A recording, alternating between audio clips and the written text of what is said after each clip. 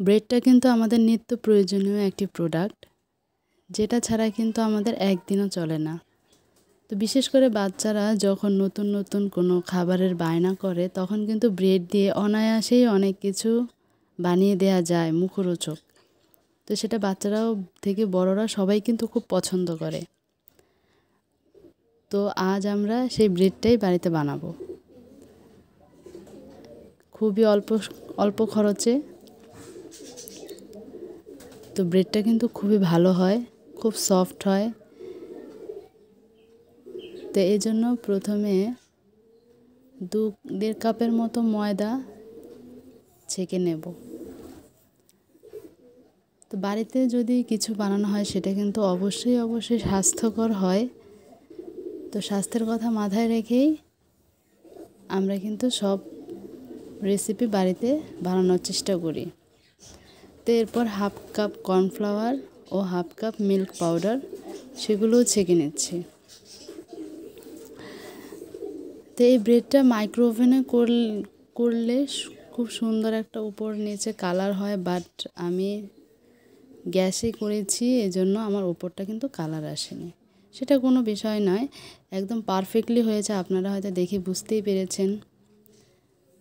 তো কুসুম গরম দুধ নিলাম 1 কাপ, তাতে মোটামুটি 2 থেকে 2.5 চামচের মতো ইস্ট নিয়েছি, 1 থেকে 1.5 চামচ চিনি দিয়েছি, 2 টেবিল চামচ রান্নার রেগুলার তেল ইউজ করেছি, আর লবণ এবং বেকিং পাউডার এগুলো দিয়ে মিক্সড করে যে শুকনো উপকরণগুলো আমরা ছেঁকে রেখেছিলাম সেগুলো দিয়ে এভাবে একটু সময় নিয়ে ময়দাটা কিন্তু মেখে নিতে হবে, হাতে লেগে থাকবে। তো আমরা একটু তেল ইউজ করতে পারি, একটু করে অল্প একটু তেল ইউজ করে এইভাবে ময়দা দিয়ে একটু মাখতে থাকলেই কিন্তু সুন্দর এরকম হয়ে যাবে।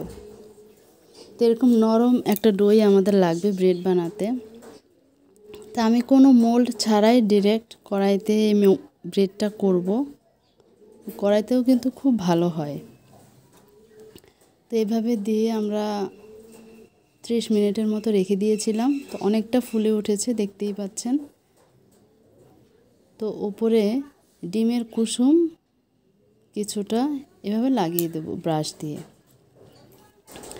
এতে উপরে সাদা তেল ব্যবহার করা যেতে পারে। আজ আমি টুটি ফ্রুটি ইউজ করেছি, টুটি ফ্রুটি ব্রেড বানাবো। তো এইভাবে বেক করতে দিয়ে দিলাম মোটামুটি 25 থেকে 30 মিনিট। তো এই তো আমাদের ব্রেড তৈরি। তো দেখতেই পাচ্ছেন খুব সুন্দর মতো কিন্তু ব্রেডটা হয়ে গেছে। ওভেন ছাড়া যে এইসব বানানোই যাবে না এরকম কিন্তু কোনো ব্যাপার নেই। চুলাতেও কিন্তু মোল্ড ছাড়া খুব সুন্দর আপনি যে কোনো জিনিস কিন্তু বানিয়ে নিতে পারবেন। একটু পদ্ধতিটা ঠিকমতো জানা থাকলেই কিন্তু কোনো ব্যাপার না। তো দেখতেই পাচ্ছেন খুব সুন্দরভাবে হয়েছে ব্রেডটা। তো আমার কথায় কোনো ভুল হলে সবাই ক্ষমার চোখে দেখবেন। তো আজ এ পর্যন্তই, সবাই ভালো থাকবেন।